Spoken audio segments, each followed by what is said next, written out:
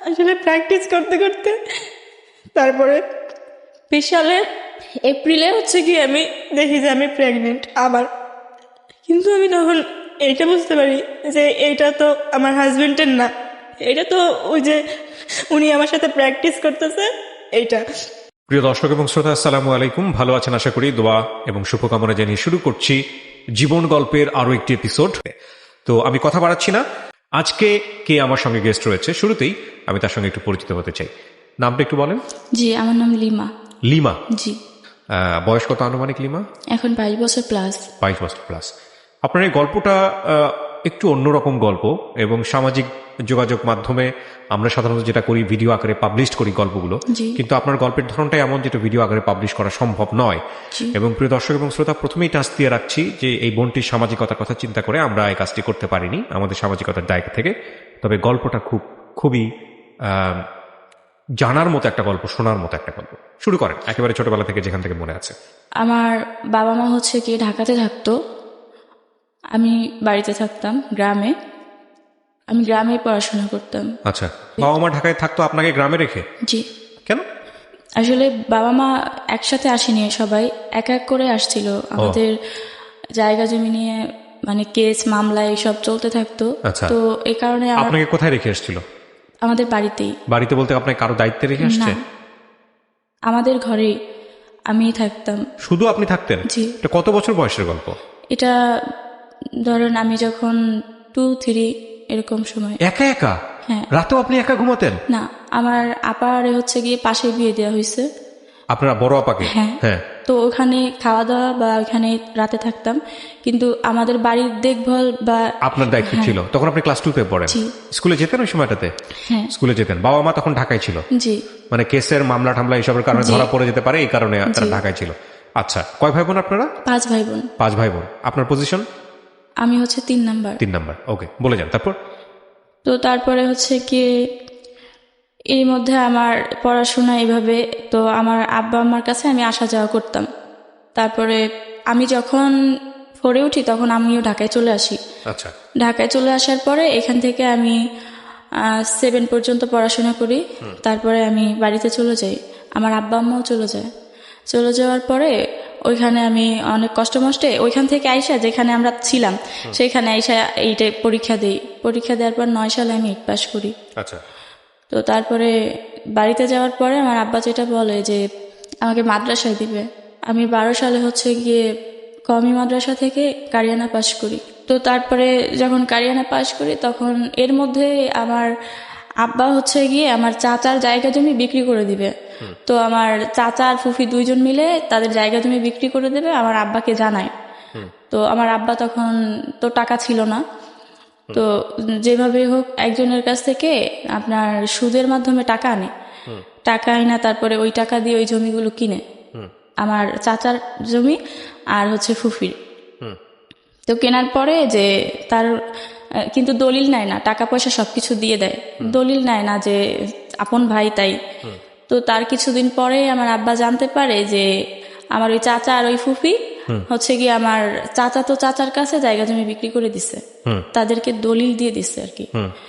তো এটা জানতে পারার পরে আমাদের যে সমস্যাগুলো হয়, আর্থিক সমস্যাগুলো খুব ভাবে।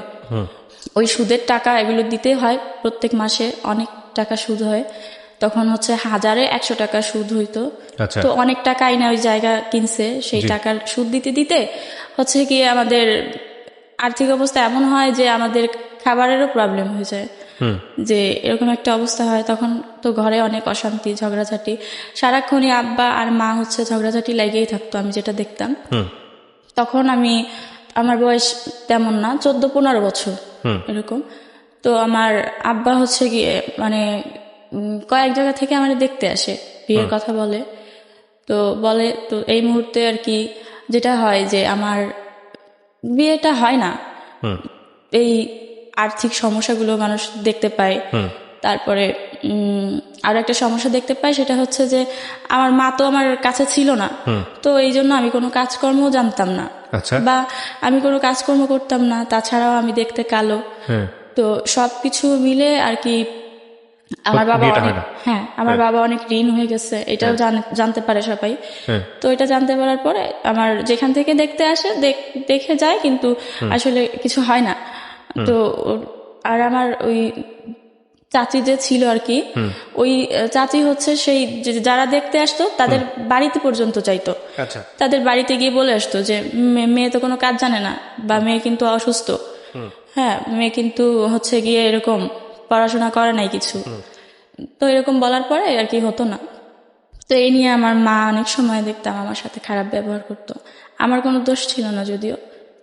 তো আসলে দোষ হচ্ছে এটাই যে আমাদের আর্থিক সমস্যা ছিল। তো মা এরকম বলতো।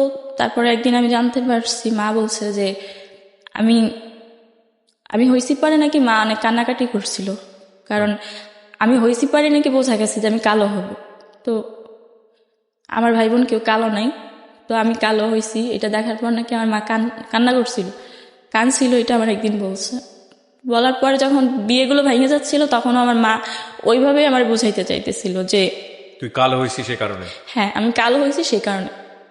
তো এটা যখন আমি বুঝতে পারি তখন আমি আসলে বাড়ি থেকে চলে আসতে চাই, কিন্তু বাড়ি থেকে চলে আসবো আমি ওই সময় এটা বুঝতাম না যে আমি যে মাদ্রাসা নিয়ে পড়াশোনা করছি, এখানে তো কোনো সার্টিফিকেট নাই, বা এই পড়াশোনার কোনো মূল্য নেই, বা এটা দিয়ে যে আসলে আমি আর কোনো কাজকর্ম করতে পারবো না বা চাকরি বাকরি করতে পারবো না, এটা কোনো সার্টিফিকেট হয় না, এটা আমি তখন বুঝতাম না। তো তারপরে 12 সালের শেষে সর্বপ্রথম আমার ঢাকায় আসা। আমার মা যেখানে ছিল ঢাকাতে, সেখানে একটা মেয়ের সাথে আমার পরিচয় ছিল। তো ওই মেয়ের মাধ্যমে আমি ঢাকায় আসি, ওর সাথে ফোনে কথা বলছিলাম। তো তারপরে ওর কাছে ঢাকায় আসি। তো আসার পরে সর্বপ্রথম আমি ঢাকায় আসার পরে ওর সঙ্গে ঢাকায় আপনি আসলেন কত বছর বয়সে, কোন ক্লাসে পড়েন তখন? যখন আমি কারিয়ানা পাশ করছি আমার বয়স 15 থেকে 16 বছর হবে। এটা কি আপনি ফ্যামিলির সঙ্গে আসলেন না একা একা? না আমি একা একাই। একা একা কেন আসলেন ঢাকাতে? আপনি বলে এসেছিলেন যে আমি ঢাকায় যাচ্ছি? হ্যাঁ বলে আসছে আমার মাকে। আমাকে অনুমতি দিয়েছে? অনুমতি বলতে মা তো যতই গরিব হোক তারা তো আসলে চায় না, কিন্তু ওই সময় দিতে বাধ্য, দিতে হবে, বা আমি যাব এটা মানতে হবে। তখন বয়স কত আপনার আনুমানিক? 16 বছর। 16 বছর বয়সে আপনি ঢাকায় আসতেছেন। আপনার বাবা কোথায়? যে আমার বাবা বাড়িতে। আপনার বড় যারা ছিল তারা বোন না ভাই? বড় সবার বড় ভাই, সে ঢাকাতে, তার সাথে আমার কথা হয়েছিল এই বিষয়ে। তার কাছেই আসতেছেন আপনি? না তাহলে তার সাথে কথা হয়েছিল যে ওই যে মেয়েটার কথা বললাম, ওই মেয়েটা হচ্ছে মেঘনা লাইফ ইন্স্যুরেন্সে চাকরি করতো।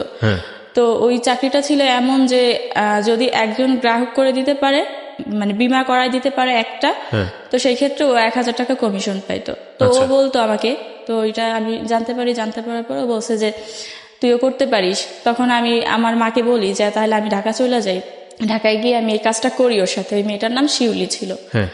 তো তখন বলে যে না, ওই শিউলির সাথে এই কাজ করতে যাবো, ও তো ভালো মানুষ না, ওর বাবা ছিল না তাই। তো পরে আমার ভাইকে বলি, তো ভাই বলার পরে বলে ওসব জানি না। মানে আমার ভাই আসলে ওই আমাদের এই আর্থিক সমস্যার কারণে আমাদের কাউকে আর দেখতো না, কারোর সাথে কথা বলতো না, কে কি করছে এটা নিয়ে ওর কোনো ইন্টারেস্ট ছিল না, বিষয়গুলো অ্যাড্রেস করতো না। হ্যাঁ। তারপরে বলে যে ওগুলো আমি জানি না, তোর ইচ্ছা, ঢাকায় যাবি না কোথায় যাবি তুই যা। তো পরে আমি চলে আসি ঢাকায় ওর কাছে। তারপরে আমি যখন ওর কাছে আসি, ও আমাকে বলে যে এরকম প্রথম অবস্থায় হচ্ছে গিয়ে আমাদের এখানে একজন স্যার আছে, উনি হচ্ছে গিয়ে আমাদেরকে এই ট্রেনিং করাবে, তো কিভাবে ফিল্ডে কাজ করতে হবে, বা কি তুমি যে একটা বিমা করে দিবে একজন সদস্যকে, তো কত লাখ টাকার হতে হবে কমপক্ষে, সর্বোচ্চ কত হবে বা সর্বনিম্ন কত হবে, সেই ক্ষেত্রে তুমি কত টাকা কমিশন পাবা, এভাবে আমাকে বলে। তো বলার পরে আমি বলি যে আচ্ছা ঠিক আছে। এই বিষয় নিয়ে বুঝতে না বুঝতেই তখন আমার মনে হয় যে মানে আমি 2-4 দিন যখন ট্রেনিংয়ে যাওয়ার পর আমার এটা মনে হয় যে আসলে এই বিষয় নিয়ে আমি ফাউই ঘুরতেছি, এ কোনো কাজ হবে না, বরং আর এটা আমার মনে হয় যে এই কোম্পানিটা ভুয়া। এটা আমি একটু শুনতেও পারি যে এটা ভুয়া, বিমা টিমা করার পরে আসলে এটা পালাই যাবে। তো সেই ভয়ে আমি আর তখন ওইখানে কাজ করি না। বলি যে না ঠিক আছে আমি এটা করব না, আমি যদি কোনো এমনিতে যদি কোথাও চাকরি টাকরি পাই, গার্মেন্টস ফ্যাক্টরি যা হোক করব, কোনো সমস্যা নেই। তখন আমি আরেকটা কোম্পানি ছিল, মানে একটা ফ্যাক্টরি ছিল আপনার, ওইটা হচ্ছে প্রিন্টিং, সেখানে প্রিন্ট করা হয় সব কিছু, কাপড় প্রিন্ট করা হয়। তো ওই প্রিন্টিংয়ে হচ্ছে গিয়ে আমি যাই। ওইখানে যাওয়ার পর ওরা নেয় আমাকে, নেওয়ার পরে আমি এখানে 17 দিন কাজ করি। কাজ করার পরে আমি হচ্ছে গিয়ে ওই যে 17 দিনই কাজ করে যার সাথে আসলে কাজ করি, শুধু 17 দিনই কাজ করি। করার পরে উনি বলে যে তুমি এত তাড়াতাড়ি কাজটা করতে পারলা, তো তোমাকে চলো স্যারের কাছে নিয়ে যাই।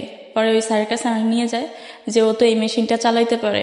তারপরে আমি ওইখানে যাওয়ার পরে যখন স্যারের সাথে কথা বলা দেয়, তখন উনি গিয়ে দেখার পরে আমাকে ওই কাজটা দেয়। বলে যে ঠিক আছে, ও তো তাড়াতাড়ি কাজ শিখছে, তার মানে অনেক ভালো কাজ করতে পারবে, এই কাজটা তাইলে দাও। ওইখানে কাজ করি। তো কাজ করতে করতে হঠাৎ করে এক সময় এই অফিসটা চলে যাবে গিয়ে উত্তরা চলে যাবে। তখন বলে যে এটা তো উত্তরা চলে যাবে, তো তুমি কি যাবা উত্তরা? তো ওখানে তো আমি আরো কাউরে চিনি না, কেউই পরিচিত নাই। তখন বলি যে না, আমি উত্তরা যাব না। তখন উত্তরাতে আর আমি যাই না।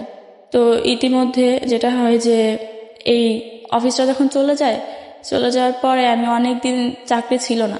এটা কিন্তু 13 সালে। তো চাকরি ছিল না, তো 2-3 মাস হয়ে যায় চাকরি নাই, আমি বসে থাকি। টাকা পয়সা পেতেন কোথায়, খাইতেন কি? এতদিন তো ওই যে ওইখানে কিছুটা চাকরি জমাইছিলেন, করতাম। এটা দিয়ে থাকতেন কোথায় আপনি? ওই মেয়েটার বাসায়, শিউলির বাসায়। জি। শিউলির আত্মীয় স্বজন বলতে কেউ ছিল না? বাবা ছিল না, মা ছিল। মা, শিউলি এবং আপনি তিনজন মিলে জি। একসাথে থাকতেন? জি। কোথায় থাকতেন আপনার পরিবার জানতো? জি। জানতো? হ্যাঁ, ঠিকানা সব মায়ের জানতো? সাথে কথা হইতো। ওকে, তারপরে আর কি 2-3 মাস যখন কাজ থাকে না, তখন আমি এই বিভিন্নভাবে কাজকর্ম খুঁজি। বা একটা সময় দেখা যায় যে আমি আর টাকা দিতে পারতেছি না শিউলিকে, তো তখন অনেক কষ্ট হইতো বা কি করব। তো এই কারণে একদিন আমি রাস্তায় বসে থাকি। তো বসে থাকি, পরে মানে চাকরি খুঁজতে খুঁজতে আমি আসলে একটু নার্ভাস হয়ে যাই। তো আমি বসে থাকি যে কি করবো এখন আমি। তো ওই মুহূর্তে একটা লোক এসে আমাকে 2-3 বার জিজ্ঞেস করে যে তুমি এখানে অনেকক্ষণ ধরে বসে আছো, তো কি তুমি কি কোনো কাজকর্ম করো না কি? তো তখন ওনাকে বলি যে না, আমার কিছু হয় নাই। তো উনি বলে যে আচ্ছা, তুমি বলতে পারো, সমস্যা নেই। তো তখন আমি বলি যে হ্যাঁ, আমি কাজ করি, বাট এখন কাজ নাই, বা আমি এরকম বসে আছি, চাকরি খুঁজতে গেছিলাম এক জায়গায়, তাই কষ্ট হয়েছে, তাই বসে আছি। তখন উনি বলে যে আচ্ছা ঠিক আছে, আমি গিয়ে একটা গার্মেন্টসের পিএম, আমি গিয়ে ওই গার্মেন্টসটার নাম বলে যে আমি তো এই গার্মেন্টসের পিএম, তো তুমি চাইলে এই গার্মেন্টসে ঢুকতে পারো। তখন আমি বলি যে আমি তো কোনো কাজ জানি না গার্মেন্টসে, বা গার্মেন্টস আমি কখনো দেখিও নাই। তখন উনি বলে যে আচ্ছা ঠিক আছে, তোমার জানা লাগবে না, আমাদের অফিসে এখন বর্তমানে একজন মেয়ে লাগবে যে নিডেল ম্যান পোস্টে নিডেল সাপ্লাই করবে। তো তোমাকে শুধু মেশিনের নামগুলো মুখস্থ করতে হবে, জানতে হবে। যখন যেই মেশিনের জন্য নিডেল নিতে আসবে, তখন ওই মেশিনের নিডেলগুলো তোমাকে সাপ্লাই করতে হবে, বাট ওইগুলো এন্ট্রি করে রাখতে হবে, এটা বলে। তো বলার পরে বলে যে কিন্তু ঠিক আছে, তোমার কাগজপত্র নিয়ে তুমি আমার সাথে যোগাযোগ করো। তখন আমি বলছি যে আমি আপনার সাথে যোগাযোগ করবো কিভাবে? বলে যে তো আমার ফোন নাম্বার তোমারে দিয়ে যাব, তুমি কালকে কাগজপত্র তৈরি করে আমার ফোন দিবা। পরে আমি বলছি আচ্ছা ঠিক আছে। পরে আমি কাগজপত্র তৈরি করি, উনি যা যা বলার পরে ওনাকে ফোন দিয়ে উনি নাম্বার দিয়ে যায়। তো উনি আমাকে বলে যে আচ্ছা ঠিক আছে, আমি গিয়ে এখানে আসি, জায়গার নাম বলে যে আমি মহাখালীতে আছি, তুমি আসো। তো আমি মহাখালীতে যাই কাগজপত্র নিয়ে। তো যাওয়ার পরে যেটা হয় যে উনি আমাকে বলে যে আচ্ছা ঠিক আছে, উনি গাড়ি নিয়ে আসে, হ্যাঁ বাইক নিয়ে আসে। তো উনি বলে যে তুমি বাইকে উঠতে পারো। তখন আমি বলি যে আচ্ছা আমি তো বাইকে উঠবো, কিন্তু কেন, আমি হাইটে যাই, আর তো বেশি দূরে না। তখন উনি বলে যে না, গাড়িতে গেলে তো 1 মিনিট লাগবে, আর তুমি হাইটে গেলে মিনিমাম 20-25 মিনিট সময় লাগবে, আমার তো এত সময় তোমার দেওয়ার মতো নাই। তো তারপরে আমি ওনার গাড়িতে উঠি। তো ওঠার পরে উনি গিয়ে আমাকে নিয়ে যায়। তো তখন আমি চিনতাম না ওই জায়গা, এখন চিনি। তো আপনি এরকম একটা অপরিচিত লোকের কথা শুনে আপনি যাচ্ছেন, আপনার ভয় করলো না? জি, আমি গার্মেন্টসটা চিনি, তাই আমার ভয় করে নাই। কিন্তু গার্মেন্টসে যেতে আমি হেঁটে গেলে যে রাস্তা দিয়ে যেতে হবে সেটা আমি চিনি, তাই আমার কোনো ভয় করে নাই। কিন্তু গাড়িতে উঠতে ভয় করতেছিল। তারপর কিন্তু উনি বলে যে আমি তোমাকে এত সময় দিতে পারবো না, গাড়িতে উঠলে আমি নিয়ে যেতে পারবো। তখন আমি গাড়িতে উঠার পরে উনি কোন দিক দিয়ে কোন রাস্তা দিয়ে নিয়ে যায় আমি জানি না, আর ওইখানে যা নামার পর উনি বলে যে এটা আমাদের গার্মেন্টসের হেড অফিস, এখানে স্যার বসা আছে, ওনার সাথে কথা বলবো। আর আমার নিচতলা থেকে শেখায় নাই যে তুমি কিন্তু তোমাকে দেখলে কিন্তু বলবে যে তোমার বয়স অনেক কম, ভুলেও বলবা না যে তোমার বয়স কম, তুমি বলবা যে তোমার বয়স গিয়ে 21 বছর। তখন বলে তো বলে যে, আমি বলি 21 বছর এটা কি উনি করবে? বলে আচ্ছা ঠিক আছে 21 বছর বলতে হবে না, বলবা যে 18 বছর। পরে আমি বলি যে আচ্ছা ঠিক আছে। পরে উনি বলে যে স্যারের সামনে যায় কিন্তু এরকম ভাব করো না যে তুমি ঢাকা শহরে নতুন আসছো বা কিছু জানো না বা এরকমের। তো বলে তারপরে উনি বলেই তাড়াহুড়া করে উনি হচ্ছে গিয়ে বিল্ডিং এর সিঁড়িতে চলে যায়। যখন উনি সিঁড়িতে চলে যায় তখন আমি খেয়াল করি যে আমি ভয় পাইতেছিলাম উঠতে, কিন্তু আশেপাশে খেয়াল করে দেখি যে সবাই আমার দিকে তাকায় আছে। তো আমি ভাবি যে সবাই তাকায় আছে কেন, তখন আমিও ভয় পাই বা লজ্জা পাই, আমিও উঠে যাই। আমি কিছুই বুঝতে পারি না তখন, শুধু এইটাই বুঝতে পারি যে সবাই আমার দিকে কেন তাকায় আছে। সবাই তাকায় ছিল কেন? তাকায় ছিল কারণ ওটা তো আসলে কোনো অফিস না, ওটা ছিল হচ্ছে গিয়ে মানে কোনো হাউস। আচ্ছা, ওনারা ওই জন্য তাকায় ছিল, কিন্তু আমি তো তখন ওটা জানতাম ওটা না। বুঝতেন নাই, মানে সবাই আপনার দিকে কৌতূহলী চোখে তাকায় আছে। জি। সবাই এটা জানতো কিন্তু আপনি জানতেন না। আমি জানতাম না তখন। ওই তাকায় থাকা দেখে আমি চলে যাব সেটা বুঝতে পারি না, কিন্তু আমি এটা বুঝি যে আমাকে তাড়াতাড়ি ওই স্যারের সাথেই যেতে হবে। তো আমি ওনার পিছন পিছন চলে যাই। তো চলে যাওয়ার পরে তখন উনি হচ্ছে 4 তলায় যায়। যাওয়ার পরে উনি যখন দেখি যে তালা মারা রুমই উনি খুলতেছে, তখন আমি বলি যে এই স্যার আপনি না বললেন স্যারের কাছে নিয়ে আসছেন, তাহলে রুম তো তালা মারা। বলে তুমি বসো, স্যার তো ওই অন্য রুমে ডাকে নিয়ে আসবো, ওখানে অনেক রুম, সিরিয়ালের সব অনেক রুম। তো তখন ওই রুমে বসার পরে 10-15 মিনিট পরে উনি নিজেই আসে। আসার পরে উনি দরজা লাগাই দেয়। তারপরে তখন আমি সবকিছু বুঝতে পারি। তো তখনই উনি আমাকে রেফ করে। তারপরে আমি আর কোনো কথা বলি শাউট না। করলেন না রুমের ভিতরে যে আমি কিন্তু বাইরে শাউট করবো বা এরকম চিল্লাচিল্লি করবো? আমি দেখতে পাইছিলাম যে ওই আশেপাশের সবগুলো রুমে তালা মারা বা ভিতর থেকে লক করা, কোনো রুমে কোনো লোক ছিল না, এটা বোঝা গেছিল তখন, আমি দেখতে পাইছি। তো তারপরে আমি যখন কান্না করার পর উনি বলে যে কান্নাকাটি করে লাভ নেই, চাকরি বাকরি নিতে হলে এরকম করতে হবে। তারপরে আমি চিন্তা করি যে চাকরি আর করবো না। পরে ওইখান থেকে নাইমা আমি চলে যাই। আমি কিন্তু চিনি না ওই জায়গা। পরে ওনার গাড়িতে আর যাবো না। তো তখন আমি নাইমা যখন রাস্তা দিয়ে হাঁটতে থাকি, এর মধ্যে বৃষ্টি নামে। আমি দেখি যে আমি ইচ্ছা করে বৃষ্টিতে ভিজি, কারণ আমার সারা শরীরে আমি দেখতে পাই যে আমার শরীরের রক্তই আমার সারা শরীরে। তখন আমি ইচ্ছা করে বৃষ্টি হচ্ছে কিন্তু আমি কোথাও দাঁড়াই না, বৃষ্টিতে হাঁটতে হাঁটতে বাসায় আসি। আমি বাসা চিনতে পারি না, কিন্তু জিজ্ঞেস করতে করতে আসি। ওখান থেকে হাইটে আসতে আমার অনেক সময় লাগে। এই লোকেশনটা আপনি চিনে ফেলে রাখেন নাই যে এই লোকেশনটা কোথায় বা কি অবস্থা? এখন দেখলে চিনতে পারবেন? জি, ফার্ম গেট। এটা ফার্ম গেটে। এই লোকটার সাথে এখনো যোগাযোগ আছে? না, এখন আর যোগাযোগ নাই। তো আপনার মনের মতো তখন কোনো সংকল্প তৈরি হয় নাই যে আমি যদি এখন লোকটাকে চিনে রাখতেছি, ভবিষ্যতে আমি ওকে ধরবো বা এরকম কোনো কিছু? ওরকম কোনো কিছু তৈরি হয় নাই? যা হয়েছে সেটাই বলেন, মনের ভিতরে যা হয়েছে। লোকটাকে আমি চিনে রাখছি, এখনো দেখলে চিনতে পারবো, কিন্তু তখন তো উনি জাস্ট ওনার একটা ফোন নাম্বার দিছে আমাকে, আর কিছুই তো না। আসলেই কি উনি গার্মেন্টসে চাকরি করতো কিনা বা কোনো গার্মেন্টসের পিয়ন ছিল কিনা সেটা তো আমি আজও জানি না। কিন্তু আপনাকে যেখানে নিয়ে গেছে এই ফ্ল্যাটের চাবি ওনার কাছে ছিল, ওই ফ্ল্যাটটা তো আপনি দেখলে এখনো আইডেন্টিফাই করতে পারবেন। আমি এই গল্পটা শুনিয়ে, আমি জানি অনেক মানুষ এই গল্পটা শুনে, আমি কিছু আইডিয়ার জিনিসগুলো খুলতে চাই। প্রথম কথা হচ্ছে আপনি ঢাকা শহরে এসেছেন পেটের দায়ে, আপনার পরিবারও আপনি কালো বলে লাঞ্ছিত হয়েছেন, কিন্তু আপনার দ্বারা এরকম একটা ঘটনা ঘটলো। ঢাকা শহর একটা আজব শহর, বিশেষ করে যারা নতুন আসেন এখানে তাদের জন্য 2-4-5 বছর লেগে যায় শুধুমাত্র এই শহরটা বুঝতে, শহরের মানুষদেরকে বুঝতে। তারপরেও অনেকে বুঝে উঠতে পারে না। তো সেই জায়গাটা থেকে আপনি প্রথম কয়েক মাসের মধ্যে যে রকমের একটা অভিজ্ঞতায় মুখোমুখি হলেন, আপনার জায়গাটায় অন্য কেউ থাকলে কি করতে আমি জানি না, তবে অবশ্যই ওই জায়গাটাকে লোকেট করা উচিত ছিল যে এই জায়গাটা এরকম, এখানে এটা হয়েছে। আপনার ওইটা কি কিছুই মাথায় আসে নাই ওই সময়টাতে? যখন এই ঘটনাটা ঘটছে তখন আসলে ওই জায়গা থেকে যখন আমি চলে আসি, তারপরে আমার মনে হয়েছে যে এই জায়গায় আমি আর কোনোদিনও চিনবো না। কিন্তু এখন আমি চিনি, কারণ তারপর তো আমি অনেকবার গেছি ওই জায়গায়, বা ওই জায়গাটা এখনো পর্যন্ত দেখলে তাকায় থাকি। কিন্তু তখন আমার এটা মনে হয়েছে যে এই জায়গা আমি আর চিনবো না। তারপরে বাড়িতে আসলেন, আসার পরে বাসায় ওই সময়টাতে মনে হয়েছে কি পুলিশের কাছে যাবো বা পুলিশের কাছে গিয়ে কমপ্লেন করবো, এরকম কোনো কিছু কি মনে হয়েছে? না, মনেই হয় নাই, একবার মনে হয়নি, কারণ তখন আমি এত কিছু বুঝি না। আর তাছাড়া এটা বুঝি যে এই বিষয় নিয়ে কারো কাছে যদি কিছু বলি আমার হয়তো আরো সমস্যা বাড়বে, কমবে না, বা বলার মতো হয়তো কেউ এখানে আমার নাই যে বলবো। পয়েন্ট করবেন এই জিনিসগুলা।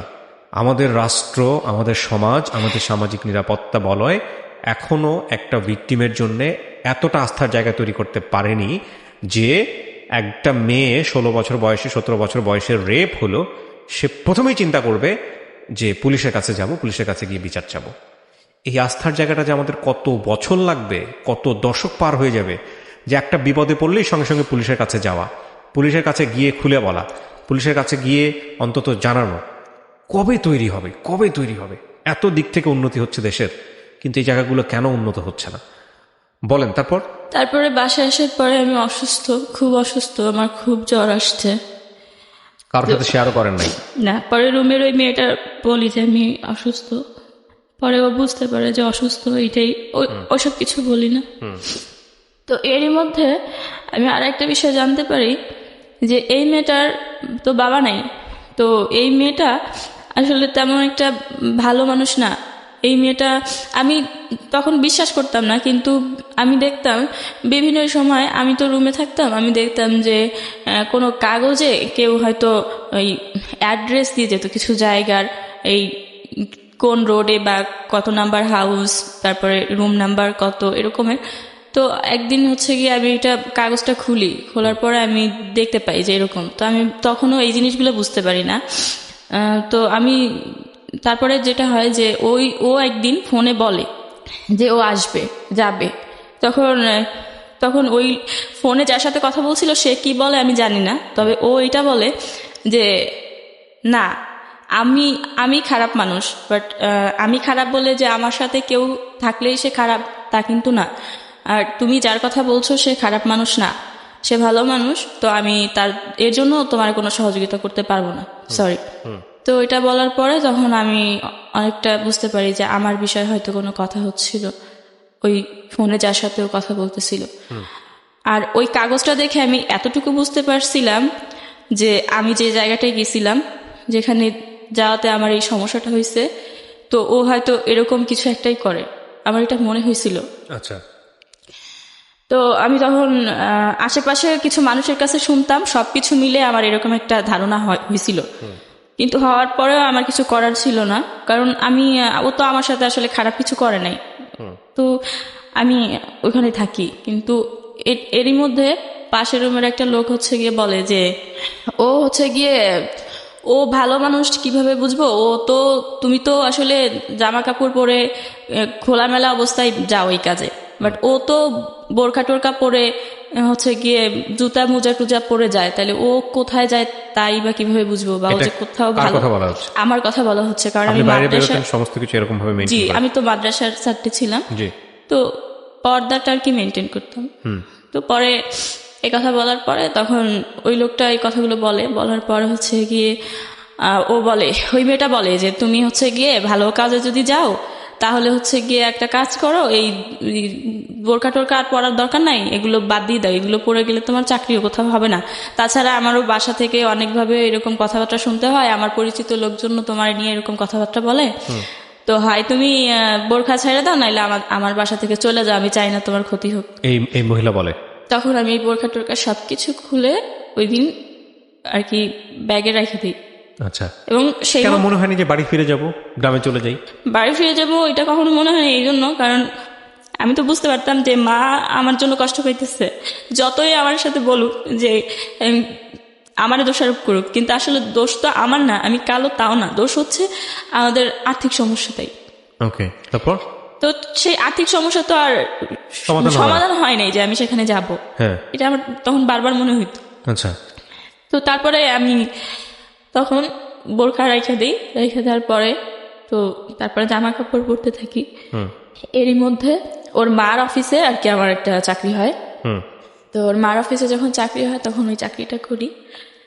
তো 5-6 মাস করার পরে তারপরে আবার ওরা যে টাকা টোকা পাইতো আমার কাছে এতদিনের সব টাকা দিয়ে দেওয়ার পরে এর মধ্যে হচ্ছে গিয়ে আমার কোম্পানিতে চাকরি হয়। এটা 14 সালে কোম্পানিতে যখন চাকরি হয়, ওখানে হচ্ছে গিয়ে HR হিসেবে সেলসে সিগারেট সেলস করতে হবে।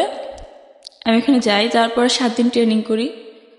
সারাদিন ট্রেনিং করার পর আবার হচ্ছে গিয়ে ডিউটি পড়ে হচ্ছে গিয়ে কারণ বাজার ট্রাক স্টেশন রেল স্টেশন না পুরাটা নিয়ে একটা এরিয়া আর কি। তো ওইখানে কাজ করি। তো ওইখানে হচ্ছে গিয়ে তখন 14 সালের কথা বলছি। তখন ওই ট্রাকে পুরা মানে রাস্তাঘাট পুরাটাই ট্রাক ছিল। জায়গাগুলো খুব অদ্ভুত ছিল, যে মানে সচরাচর আসলে একটা মেয়ে যে এখানে প্রত্যেকটা দোকানে দোকানে গিয়ে সিগারেট সেলস করবে এরকম সাহস আসলেই দিনের বেলাতেও হতো না।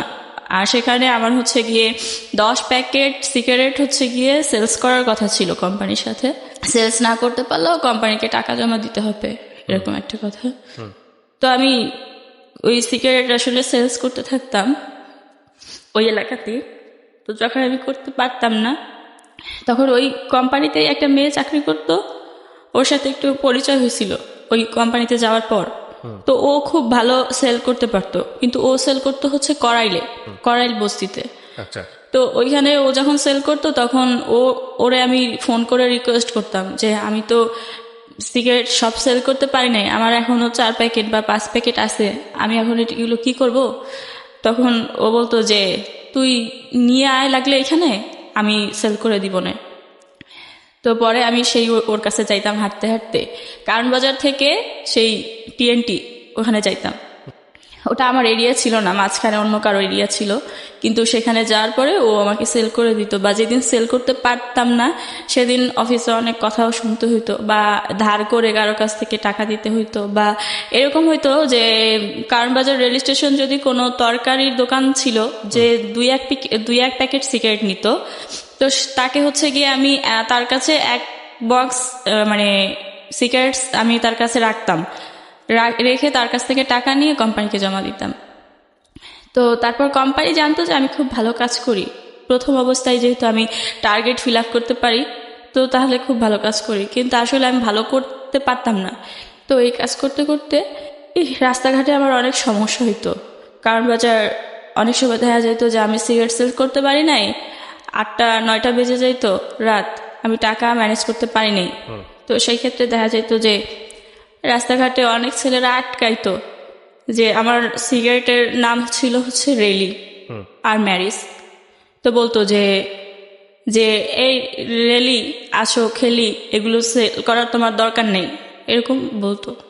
তখন পরে আমি ভাবি যে এই কাজগুলো আর করবো না, আমি এই সিগারেট সেলস করার প্রয়োজন নেই।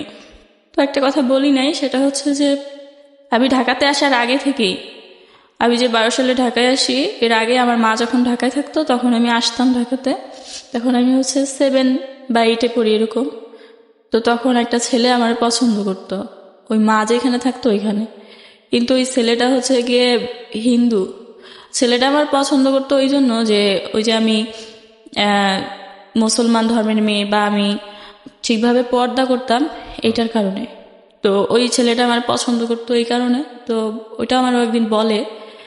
তারপরে আমি যখন 8 পাস করে যে বললাম যে কারিয়ানা পাস করার পরে যখন ঢাকায় আসি, তারপরে একদিন ওনার সাথে আমার দেখা হয়। উনি তখন আমার বলে যে উনি আমার পছন্দ করতো বা করে, বা আমি হচ্ছে গিয়ে উনি মুসলিম হবে, যদি কখনো আমি ওনাকে বিয়ে করি উনি মুসলিম হবে, এরকম বলে। তো যখন এই যে আমি সিগারেট কোম্পানিতে চাকরি করি, সিগারেট সেলস করতাম, এই মুহূর্তে যখন আমি এই সমস্যাগুলো ফেস করতাম, তখন আমার এটা মনে হয়েছিল যে যদি ওই ছেলেটা আমাকে বিয়ে করে বা যদি ও মুসলমান হয় তাহলে আমি ওকে বিয়ে করব, সেটাই হয়তো সব থেকে ভালো হবে। ওকে বিয়ে করে লাগলে চাকরি করব বা কাজকর্ম করব, কিন্তু আমি আর একা একা কিছু করতে পারতেছিলাম না। তো তখন আমার বয়স 17 বছর, আর তখন ছিল 15 সাল। তো তারপরে 15 সালে ওই ছেলেটা মুসলমান হয়। মুসলমান হওয়ার পরে হচ্ছে গিয়ে উনি আমাকে বিয়ে করে ইসলাম ধর্ম অনুযায়ী।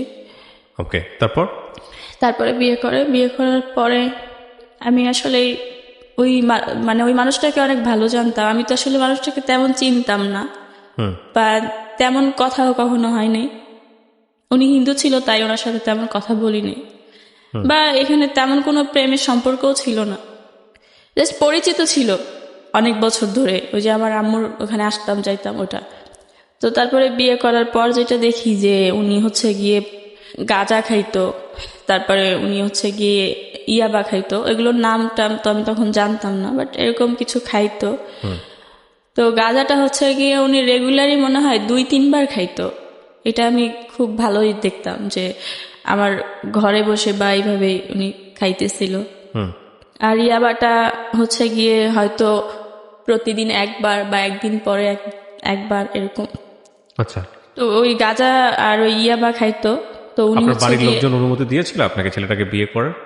আমি সেরকম কিছু বলি নাই, শুধু বলছিলাম কাউকে না জানিয়ে বিয়ে করেছেন আপনি? আমার আম্মুকে বলছিলাম, আচ্ছা। শুধু বলছিলাম যে এরকম। তো আম্মু ওই হিন্দু দেখে আর কি বলছিল যে এটা করিস না। তারপর যখন দেখি যে এরকম সমস্যা, উনি প্রত্যেকদিন এই গাঁজা টাজা এরকম খাইতো, বা উনি কাজকর্ম করতো না, কাজকর্ম করতো না কোনো। আর যা কাজকর্ম করতো আসলে উনি তা ওনারই লাগে।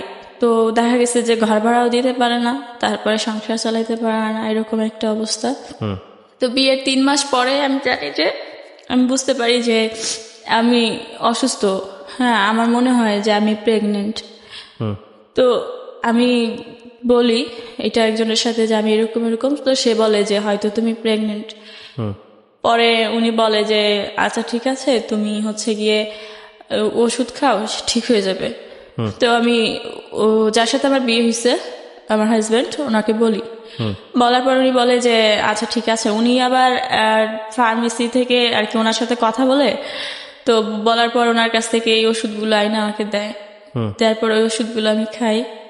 তো খাওয়ার পরে হচ্ছে গিয়ে 7-8 দিন পর্যন্ত আমি খুব অসুস্থ থাকি। ওষুধগুলো খাওয়ার পরে যা হয় তাও হয়, কিন্তু তারপরে আমি 2 মাস পরে আবার 2 মাস পরে, হ্যাঁ, আবার আমি দেখি যে আমি এরকম অসুস্থ। তো অসুস্থ এটা দেখার পরে আমি এবার ডাক্তার দেখাইতে চাই, কিন্তু তখন তো টাকার খুব সংকট, টাকা ছিল না বা টাকা থাকতো না। তো অনেক কষ্ট আসলে ডাক্তার দেখাইতে যাই। যার পর দেখি যে ডাক্তার দেখানোর পর দেখি যে আমি এরকম 3 মাস 13 দিনের প্রেগনেন্ট। তার মানে সেদিন যে আমি অ্যাবর্শনটা করছিলাম বাসায় বসে, সেটা আসলে হয়নি, ওটা থেকে গেছে। তো তারপরে এটা দেখার পরে ডাক্তার বলে যে আপনি এরকমের নার্ভাস মনে হইতেছে কেন, আপনার কি বিয়ে হয় নাই? তো আমি বলি যে হ্যাঁ বিয়ে হয়েছে। তাহলে আপনি প্রেগনেন্ট, এটা দেখার পর আপনি কাঁদতেছেন কেন? তখন আমি বলি যে আমি তো এটা অ্যাবর্শন করে ফেলছিলাম, আর এটা কিভাবে রয়ে গেছে আমি বুঝতে পারি নাই, এটার জন্য আমার অনেক খারাপ লাগতেছে। পরে উনি বলে যে দেখেন, এই অ্যাবর্শন করেন না, এগুলো আপনারা যে ওষুধ খেয়ে অ্যাবর্শন করেন, এগুলোতে অ্যাবর্শন হয় না।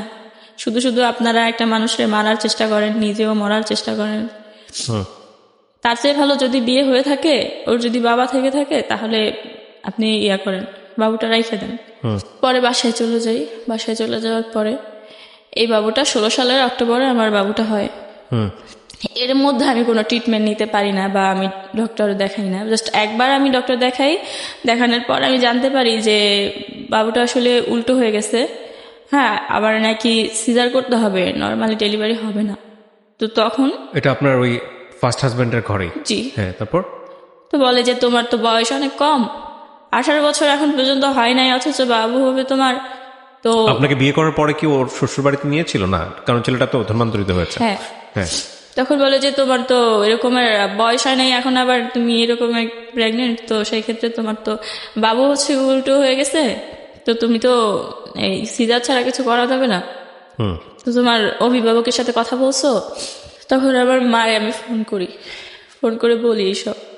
তখন আমার মা বলে যে আচ্ছা ঠিক আছে, কান্নাকাটি করিস না, দেখি কিছু করা যায় কিনা, আর অ্যাবর্শন করানোর দরকার নাই, থাকুক। ডেলিভারির 1 মাস আগে আমার কাছে আসার পরে আম্মা হচ্ছে গিয়ে কিছু টাকা নিয়ে আসে, যে যদি মানে আর কিছু না হোক, ওর তো বাঁচাইতে হবে। যদি ডেলিভারি যদি কিছু না হয় বা যদি হসপিটালে নিতে হয়, সেক্ষেত্রে তো টাকা লাগবে। আর উনারা তো আসলে যা বলাই হয়েছিল যে টাকার জন্য, যে টাকা, আমাদের কোনো টাকা নাই বা এরকম সমস্যা। তো মা ওই রকম প্রিপারেশন নিয়ে আসে। আসার পরে কিন্তু মা যে টাকা আনে এগুলো আর আমাকে বল না যে টাকা আনছে বা কিছু।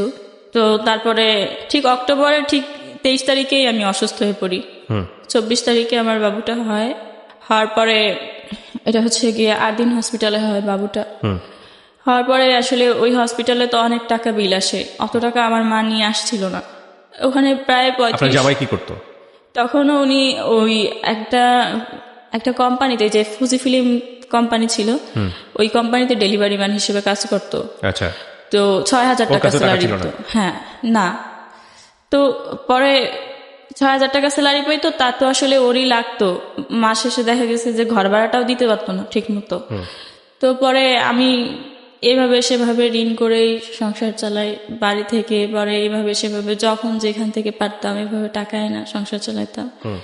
তখন তো আমার চাকরিও করা চলবে না বা করতে পারতাম না, এরকম আমি। তো দেখা গেছে যে ওই আমার ওই হাজব্যান্ড আর কোনো টাকা ম্যানেজ করতে পারে না, হসপিটালে বিল আসে 35,000 এরকম। তো পরে আমার মাও এত টাকা নিয়ে আসছিল না। তখন আসলে ওই টাকার জন্য আমার ভাইয়ের কাছে বা আমার আব্বার কাছে বলে যে এরকম, তো টাকার জন্য এখন ওরে ছাড়াই নিতে পারবো না বাড়িতে, বাসায় বা এরকম। পরে বাড়ি থেকে টাকাই না দেয় আমার আব্বা, মানে টাকাটা পাঠায়, সেটা ছিল আসলে লাভের উপরে টাকাটা। মানে সুদের উপর টাকাটা নেয়? হ্যাঁ, আনার পরে আইনা ওই টাকাটা দিছে।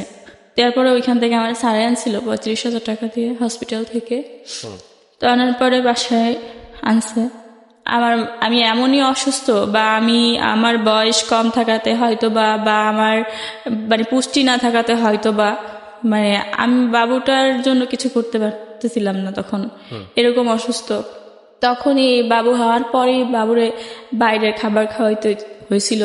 তো তারপরে বাবুরে খাওয়াইতো আমার আম্মু। পরে আমার আম্মু হচ্ছে গিয়ে কয়েকদিন পরে বলে যে আমি তো আর থাকতে পারবো না, আমার এখন চলে যেতে হবে। আমি মা হিসেবে যতটুকু করার মনে হয় করছি, এখন আমি চলে যাই। পরে মা চলে যায়। চলে যাওয়ার পরে যে বাবুটা রেখে যায়, আমি দেখতাম যে বাবুর খাবারটা আমি ম্যানেজ করতে পারতাম না। আমার মায়ের মানে বাপের বাড়িতে যদিও কষ্ট করছিলাম, কিন্তু খাবারের কষ্টটা মনে হয় আমার সেরকম মনে পড়ে না যে আমি কখনো ওরকম ভাবে করছিলাম। আর যতটুকু হয়েছিল আমার ওই চাচার জমিটা কেনার জন্য। কিন্তু এখানে আসার পরে প্রতিদিনই আমি অনেক কষ্ট করতাম বা এভাবে আমার দিন যাইতো। কিন্তু বাবুটা হওয়ার পর যে কষ্টগুলো হইতো বাবুর, এগুলো আমি খুব সহ্য করতে পারতেছিলাম না, আমার খুব কষ্ট হইতেছিল। তো বাবুরে যখন খাওয়াইতে পারতেছিলাম না, এই বাপের বাড়ি চলে যেতাম, বাবুরে নিয়ে চলে যেতাম, সেখানে যা বাবুরে নিয়ে থাকতাম। বাপের বাড়ি বলতে? আমার বাপের বাড়ি, মানে গ্রামের বাড়ি চলে যেতেন শুধু বাবুর জন্য। আমি তো ওই যে বললাম যে আমি কখনোই যাইনি। আমি কিন্তু একসময় এই সমস্যার কারণে ঢাকায় শুধুমাত্র আসছি। বাচ্চাটাকে সেভ করার জন্য এটা করতেন? বাবুটার জন্য আমার মনে হয় যে আমার ওইখানে যাওয়া লাগবে, তো বাবুটার জন্য আমি বাপের বাড়িতে যাইতাম। তারপর বাবুটার ওইখানে থেকে খাবার ব্যবস্থা করতো। এইভাবে অনেক দিন যায়। দেখা গেছে যে 6 মাস, 3 মাস, 4 মাস আমি ওখানে থাকতাম। থাকার পরে এখানে আসতাম। এখানে আসলে এইরকম অভাব ফেস করতে হইতো। তো পরে বেশি দিন আমি বাবুরে রাখি নাই। 1.5 বছর, যখন আমার বাবুর বয়স 1.5 বছর পুরো হয়ও নাই, ওই মুহূর্তে আসলে আমি 1 বছর মনে হয় 4-5 মাস হবে, ওই সময় আমার মারে বলি যে আমার বাবুটা নিয়ে যাও, আমি কোনো একটা কাজকর্ম করে আমি এখন থেকে ওরে টাকা দিব বা খাওয়াবো। পরে আমার মা মানে আমার আব্বা নিষেধ করে, আমার ভাইও নিষেধ করে বাবুটা নেওয়ার জন্য। বলে যে না খেয়ে থাকলে থাক, না খেয়ে থাকলে তো মরবে না, কিন্তু বাচ্চা তো ওর তো মার কাছে থাকার দরকার আছে, ওর মার কাছে থাকুক। কিন্তু আমার মা বলে যে না, ও হচ্ছে কি আমার কাছে থাকলে যদি ও কিছু করতে পারে তাহলে ওরা দুইজনেই খাইতে পারবে, আর যদি ওর কাছে থাকে তাহলে তো ও খাইতে পারবে না, ও খাইতে পারবে না। তখন কিন্তু কোনো সময় আমার ভাই বা আমার আব্বা কখনো বলতো না যে এই ছেলেটার বিয়ে করছে পর থেকে এরকম সমস্যা, বা এই ছেলেটা এরকম, তো থাক ওরে আমরা নিয়ে যাই, এটা কখনো বলে নাই। তো পরে এটা আমার কখনো বলে নাই দেখে আমিও কখনো আর এইগুলো বলি নাই যে এই আমার হাজবেন্ড যে গাঁজা খাইতো বা ইয়াবা খাইতো, এটা কোনদিন জানতে চাই নাই দেখেও আমি আর জানিনি। শুধু বলতো যে ও কাজ করে না, তাহলে কাজ করে তাহলে কেন টাকা থাকে না, তো তখন কিছু বলতাম না, বলতাম আমি জানি না কেন টাকা থাকে না। তো পরে যখন এই বাপুরে যখন দিয়ে দেই আমার মার কাছে, দিয়ে দেওয়ার পরে আসলে আমার মা জানতে চায় যে ওর ব্যাপারে, তখন বলি, তখন তো অনেক লেট হয়ে গেছে। তো বাবুটাকে ছেলে বাবু? জি। তারপর বলার পরে তখন মা বলে যে এখন আর কিছু করার নাই, এখন এইভাবেই থাকতে হবে, মেয়েদের জীবনে বিয়ে একটাই, আর বিয়ে হয়েছে তোমার, তার কিছু আর কোনো পথ নাই, তো এটাই। তো আমার ওই হাজব্যান্ড শুধু এই দুইটা সমস্যা না, ওর অনেক ধরনের সমস্যা ছিল। ও কাজ করতো না, ও প্রচুর পরিমাণে মিথ্যা কথা বলতো। আচ্ছা, ওর এত পরিমাণ মিথ্যা কথা আর এত পরিমাণ অন্যায় অপরাধ আসলে আমি আর নিতে পারতেছিলাম না। কাজকর্ম করতো না, সেই ক্ষেত্রে ও এই ধরনের নেশা টেশা করতো। সবকিছু মিলাই এক সময় আমার মনে হয় যে আমার বাবুরে দিয়ে দিছে, আমিও যদি কোথাও চলে যেতে পারতাম বা আমি যদি কিছু একটা করতে পারতাম তাহলে হয়তো অনেক ভালো হতো, কিন্তু সেরকম কিছু পাইতেছিলাম না। তো ওই মুহূর্তে বাবু চলে যাওয়ার পর তখন চাকরির খুব সংকট, যদিও 18 সালের কথা বলছি, চাকরির খুব সংকট। আমি আসলে চাকরি পাইতেছিলাম না কোথাও 17 সালের শেষ দিক দিয়ে। ওই সময় আমি একটা চাকরির কথা জানতে পারি, কিন্তু কি কাজ কি এগুলো আমি কিছু জানতাম না তেমন একটা। জানতাম যে একটা অফিসে একটা লোক লাগবে, এটা হচ্ছে গিয়ে কথাটা বলছি যে এটা সব কাজ করতে হবে, পরিষ্কার পরিচ্ছন্ন থেকে শুরু করে চাটা করে দেয়া বা সবকিছুই করতে হবে। তো আমি এই কাজ করতে চাই যে হ্যাঁ আমি করব। যখন যাই এই কাজ করার জন্য ওই অফিসে যাই, যাওয়ার পরে আমি কাগজপত্র দেই, পরে আমার ডেট দেয় যে আপনি আসেন 1 সপ্তাহ পরে আসেন, এরকম বলে। তো বলার পরে ডিসেম্বরের 1 তারিখে আসলে আমার হচ্ছে গিয়ে চাকরি হয়। পরে করার পর কিছুদিন পরে ওই অফিসেই আর কি একজন পিয়ন ছিল, ওরা হচ্ছে অফিসিয়ালি কোম্পানির লোক। তো ওই পিয়ন ছিল, উনি হচ্ছে গিয়ে আমার খুব ভালো জানতো, আমি বুঝতাম যে উনি খুব ভালো জানতো আমাকে। তো চাকরির পরে উনি যখন, ওই লোকটা আমার খোঁজ খবর নিত সবসময়, যে কেমন আছিস, ভালো আছিস কিনা, খাইছিস কিনা, বা তোর ছেলে কেমন আছে বা এরকম। তারপর ওনার সাথে আমার কথা হয়।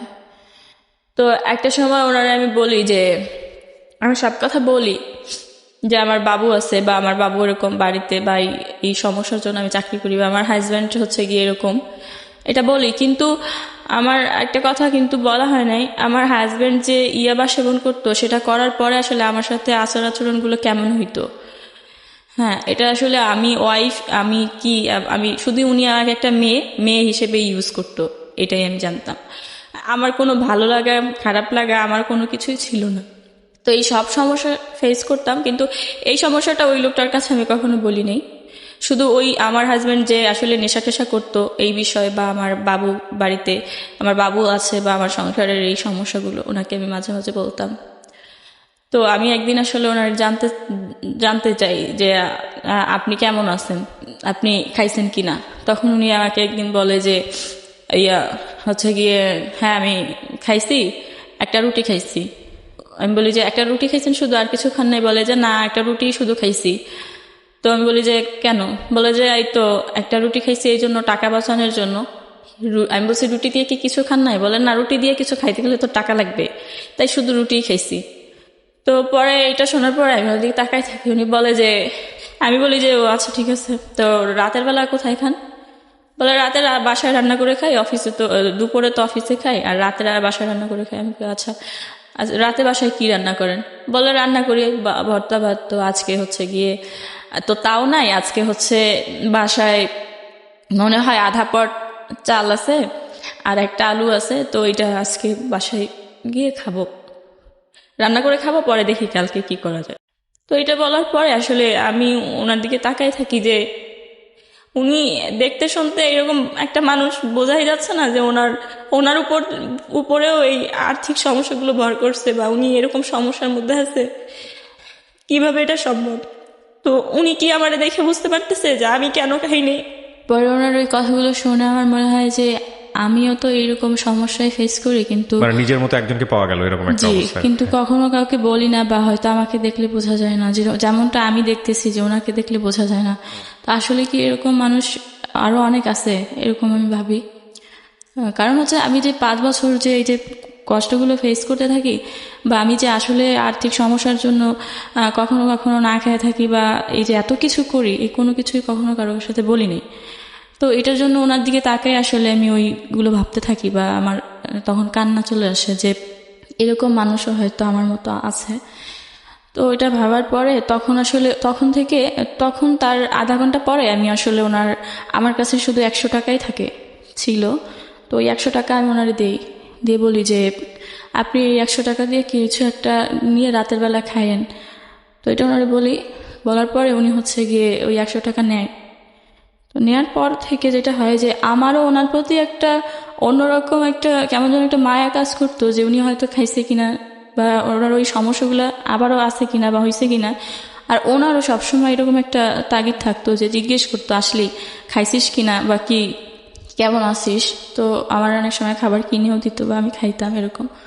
এরপরে কিছুদিন পরে আর কি 1 মাস পরে উনি আমাকে বলে যে আমি ওই যে বললাম যে আমার সংসার জীবনে যে অনেক অভাব ছিল বা এইরকম, তো এর ইতিমধ্যেই আসলে আমি একটা আর কি লোন নিছিলাম, যে লোন থেকে আসলে আমি 30,000 টাকা নিছিলাম, যেটা নিয়ে আসলে আমি মানে আমার হাজব্যান্ডকে দিছিলাম। ও বলছিল ব্যবসা করবে বা কিছু একটা করবে, তো ওইটার জন্য। কিন্তু ওই টাকাটা ও নিয়ে আমার আর দিতে পারে না, ওরে পুলিশে ধরে নিয়ে যায়। নিয়ে ওই যে ওর সাথে গাঁজা পাওয়া যায়, যার কারণে পুলিশ ধরে নিয়ে যায়। তো নিয়ে যাওয়ার পর ওই টাকা দিয়ে আসলে ও ছাড়াই চলে আসে। তখন ওই টাকা দিয়ে তো আর কিছু করতে পারে না, কিন্তু ওই টাকাটা আমার প্রত্যেক সপ্তাহে বা মাসে এভাবে দিতে হয়। টাকাটা ওই 30,000 টাকার লোন আর কি দিতে হয় কিস্তি। তখন আপনার তো ওই প্রথম হাজবেন্ডের সঙ্গে একেবারেই যোগাযোগ নাই, আছে কি? না যোগাযোগ, আমি তো আমার হাজবেন্ডের ঘরেই আছি। ও ঘরে থাকা অবস্থায় আপনার এই লোকের সঙ্গে পরিচয় হয়? যখন আমি চাকরি করি সেখানে তো আসলে এই লোকের সাথে শুধুমাত্র আমার এই অফিস কলিগ বা একটা মানুষ হিসেবে যে সম্পর্কটা থাকে, এই সম্পর্কটা যে আমার খোঁজ খবর নিচ্ছে বা আমি ওনার খোঁজ খবর নিচ্ছি এরকম। তো ইতিমধ্যে আসলে ওনাকে জানানো হয় যে আমার এরকম সমস্যা, বা উনিও এরকম বলে। এক পর্যায়ে দুইজন আমরা অনেক ক্লোজ হয়ে যাই যে আমার এই কিস্তি তো মাস শেষে হচ্ছে গিয়ে আপনার 2500-3000 টাকা কিস্তি আসতো। তো এই টাকাটা আমি আসলে আমি যখন বেতন পাওয়ার পরে এই টাকাটা আসলে আমি 5,000 টাকা আমার হচ্ছে আগের মাসের কিস্তির টাকা আর ওই মাসের কিস্তির টাকা, এই কিস্তির টাকাটা আমার দিতে হবে 7 তারিখে বা 5 তারিখের মধ্যে। তো ওই আমি যে স্যালারি পাই ওই টাকাটা আসলে আমি রেখে দেই, যে এটা তো আমার ব্যাংকে দিতে হবে।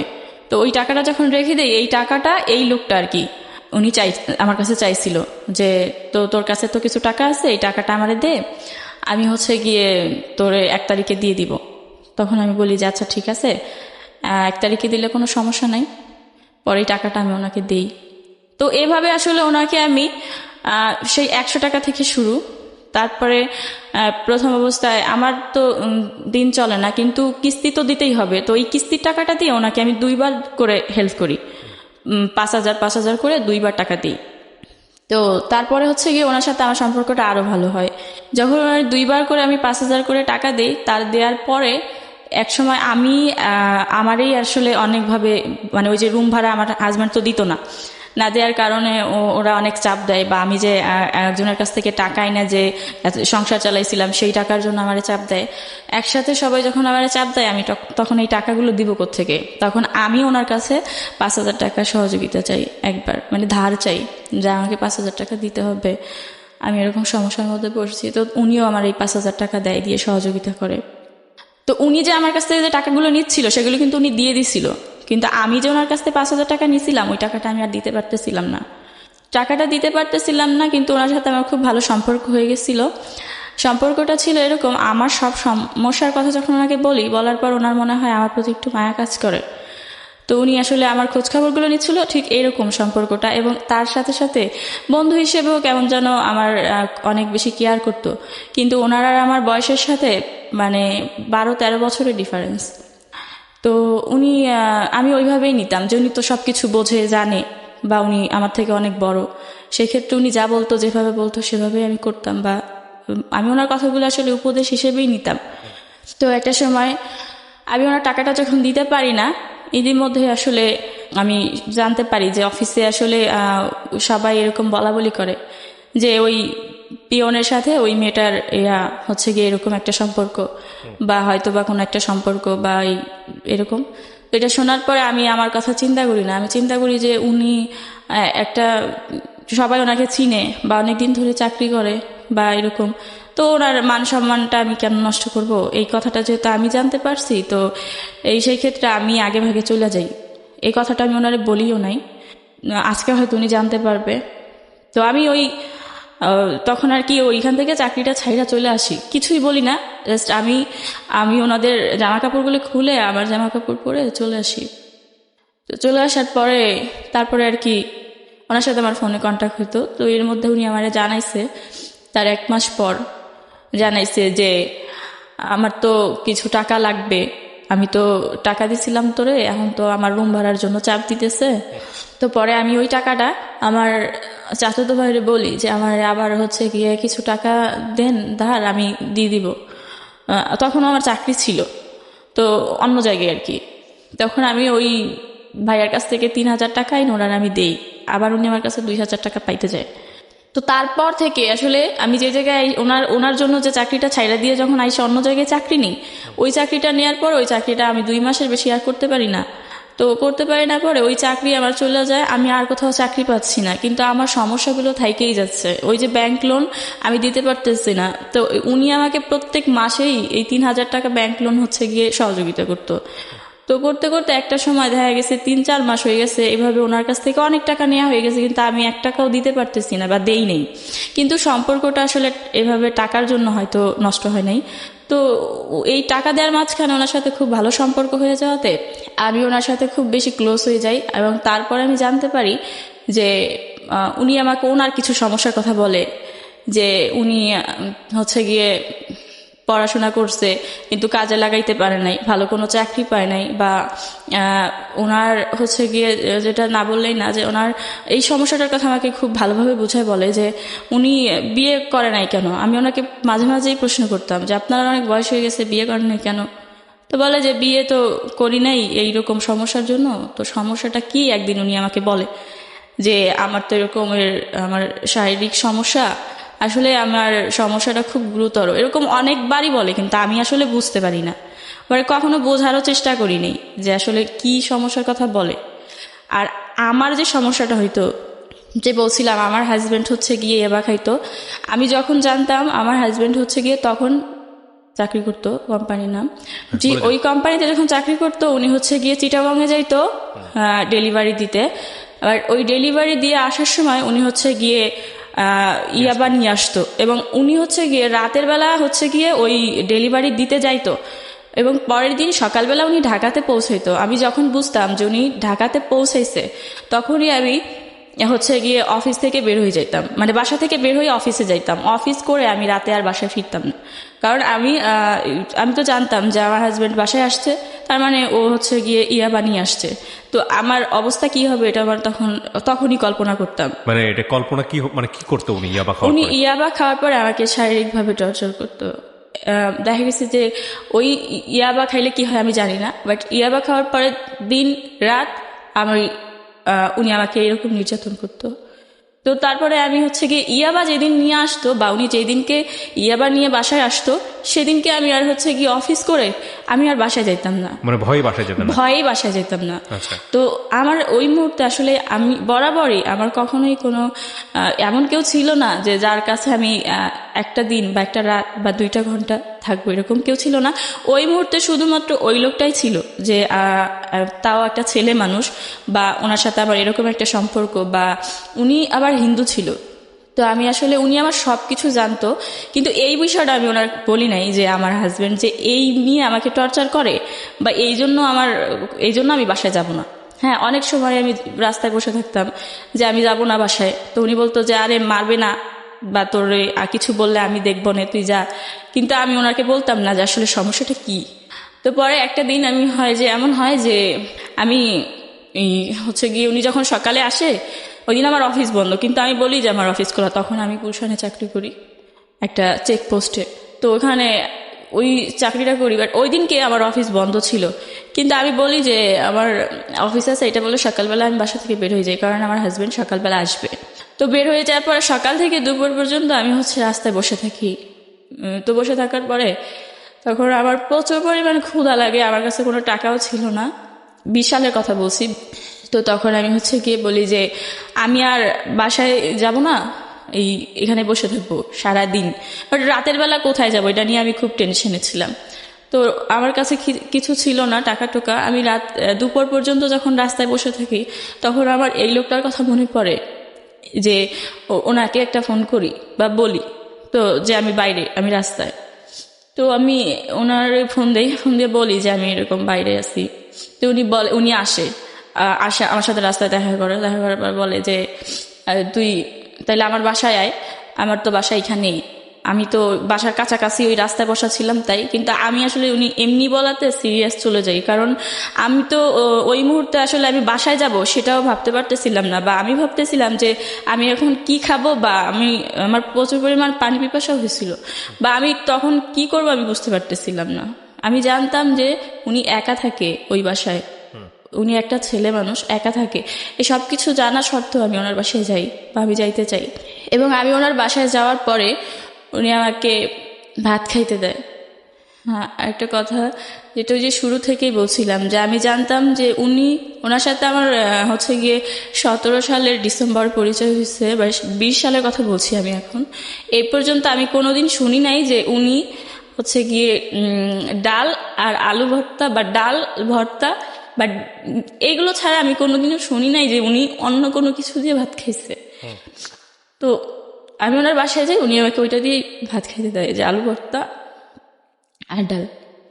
তো আমি ভাত খাই, ভাত খাওয়ার পর উনি বলে যে তোর বাসায় দিয়ে আসি চল।